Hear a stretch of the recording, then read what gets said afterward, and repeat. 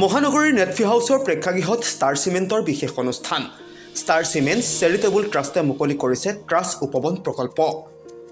অনুষ্ঠানত star cement limited টিমৰীয়া college আৰু ডফুডিল college of হৰ্টিকালচাৰৰ মাজত এখন বুজাবুজিৰ চুক্তি স্বাক্ষৰিত হয়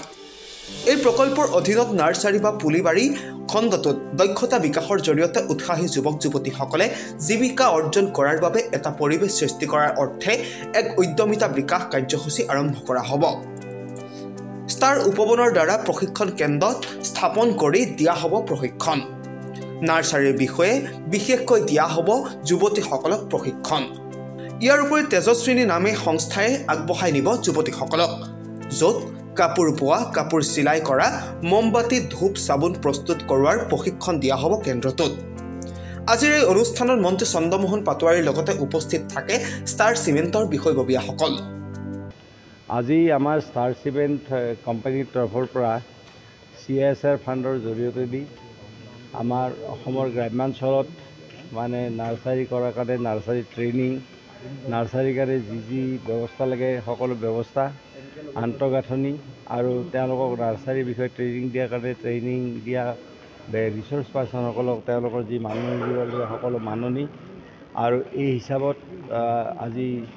ষ্টাৰ চিমেণ্টৰ CSR ফাণ্ডৰ পৰা এই আঁচনিটো লৈছে গতিকে মই ষ্টাৰ চিমেণ্টক ধন্যবাদ দিছোঁ যে অসমৰ যুৱক যুৱতীসকলক এই যে ট্ৰেইনিং তেওঁলোকে নাৰ্চাৰীত দিছে আৰু আজি এই নাৰ্চাৰীৰ ক্ষেত্ৰত আমাৰ ডক্টৰ শৰ্মা আপোনালোকে সকলোৱে জানে যে ডক্টৰ শৰ্মা ডাঙৰীয়া এইবাৰ অসম গৌৰৱ পাইছে ডেফোডিল নাৰ্চাৰী তেখেত স্বত্বাধিকাৰ আৰু ডিমৰীয়া কলেজৰ তেখেত জুলজিৰ অধ্যাপক হয় তেখেতো আজি ইয়াতে উপস্থিত আছিল ডিমৰীয়া কলেজৰ অধ্যক্ষ উপস্থিত আছিলে গতিকে আৰু ষ্টাৰ চিমেণ্টৰ ভাইচ প্ৰেছিডেণ্ট আমাৰ পুৰোহিত ডাঙৰীয়াত উপস্থিত আছিল আৰু ধ্ৰুৱ শৰ্মা ডাঙৰীয়াক আপোনালোকে জানে অসম গৌৰৱ পাইছে তেখেতে ডক্টৰ ধ্ৰুৱ শৰ্মা ডাঙৰীয়া ডেফোডিল নাৰ্চাৰীৰ স্বত্বাধিকাৰী গতিকে আটাইকেইজনৰ উপস্থিতিত আজি এই ট্ৰেইনিং দিয়াৰ এই যিটো আঁচনি যিটো প্ৰজেক্ট সেই প্ৰজেক্টটো আজি উদ্বোধন কৰা হ'ল আৰু এই ধৰণৰ আমাৰ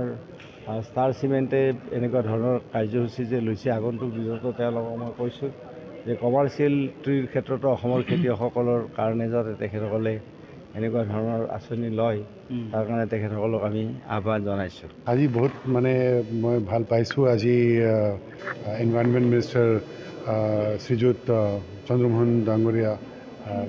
পাটোৱাৰী ডাঙৰীয়া ইয়াত আহিছে মোক উৎসাহিত কৰিছে মই আজি এটা প্ৰকল্প উত্থাপন কৰিছোঁ প্ৰকল্পটো হ'ল নাৰ্চাৰী ট্ৰেইনিং দিয়া আৰু মই মোৰ সোণাপুৰবাসী আৰু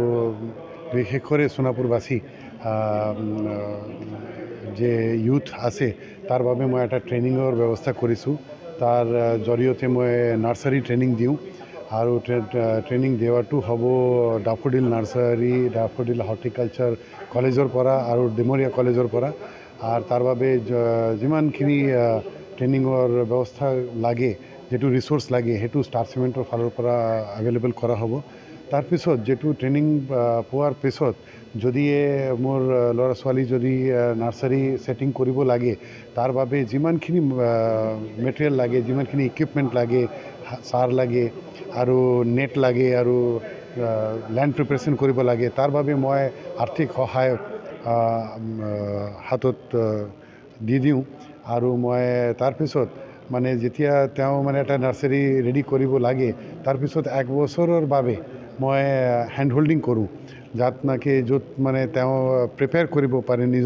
নিজৰ বিজনেছটো গঢ়ি তুলিব পাৰে তাৰ বাবে মই তাৰ লগত থাকোঁ 1 বছৰ তাৰপিছত যেতিয়া এণ্টাৰপ্ৰেনৰ হৈ যায় তেওঁ